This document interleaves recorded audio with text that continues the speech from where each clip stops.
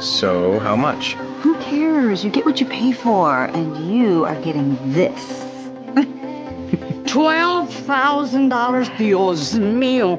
We didn't even pay this much for our first house. Yeah, well, how much can mud and straw cost? Ladies, we are having a nice time. Let's try and keep it that way. We'll take it. No, I will not let you spend money like that.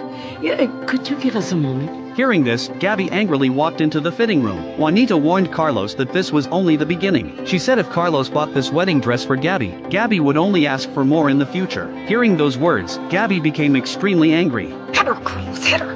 But luckily, Carlos did not listen to Juanita. Instead, he warned his mother. But if you say one more critical thing about Gabby, don't bother coming to our wedding. Understood? Carlos' words deeply touched Gabby. Carlos told her that marrying Gabby was the luckiest thing in his life. The smile on Gabby's face was priceless to him. So even if he had to work 20 hours a day, as long as it could make Gabby happy, he would do it without hesitation. Carlos, sweetie, you know what would really make this dress pop? Oh, no, I shouldn't. Tell me.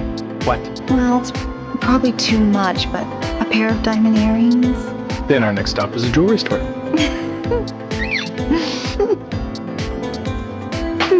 The reason Gabby remembered what happened before she married Carlos started with a phone call 1 week earlier. On the phone, Carlos' secretary Marilyn told Gabby to come to the company right away, because Marilyn noticed that Carlos had been acting strangely lately. After hearing this, Gabby immediately rushed to Carlos' company. But what she saw shocked her. Every corner of the company was filled with homeless people. The finance manager angrily told Gabby, "What's going on?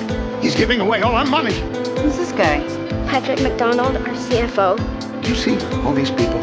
A while back, we took over a steel company, chopped it up, sold it, made a nice profit. These were some of the workers who got laid off. It turned out Carlos wanted to give every fired worker a $50,000 compensation payment. Oh boy. He keeps this up, and we'll be bankrupt in a couple of weeks.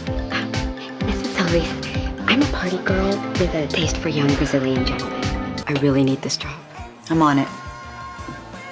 After Gabby walked into the office, she kicked everyone else out. Then she questioned Carlos about why he would do something so crazy. What's crazy is making a fortune off of other people's misery without thinking for 1 minute how they're suffering. What's crazy is thinking you can find happiness in a paycheck or behind the wheel of a sports car. What's crazy is thinking that you're doing something important with your life just because you're wearing a tie.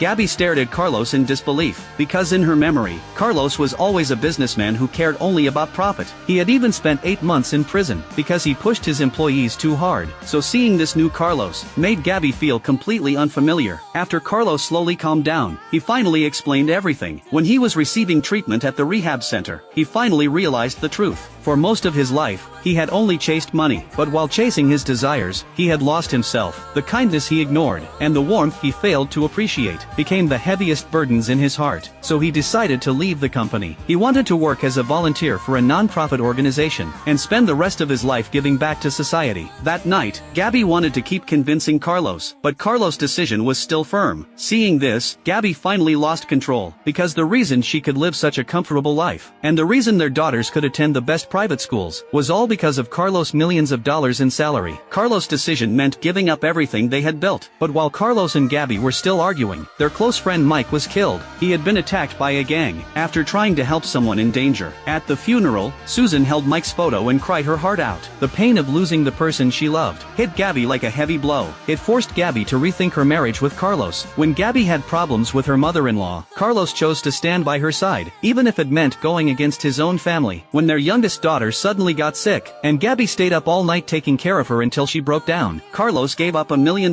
deal, and rushed home overnight to take care of their child. He only wanted Gabby to have time to relax and get a massage. When Gabby was threatened by her cruel stepfather, Carlos stood in front of her like a knight. He used his strong arms to protect her, and built a shield no one could break through. All these years, Carlos had given Gabby far more than a luxurious life. He had given her unconditional love. He accepted Gabby's stubbornness, put up with her need for attention, and cleaned up her mess again and again. But when Carlos finally wanted to find himself, and discover true peace and meaning, Gabby only cared about what she might lose. Maybe now, it was time for Gabby to become the one who supported Carlos. You should quit your job. What? But you said that. I was wrong. If being a counselor is gonna make you happy, then that's what you should do.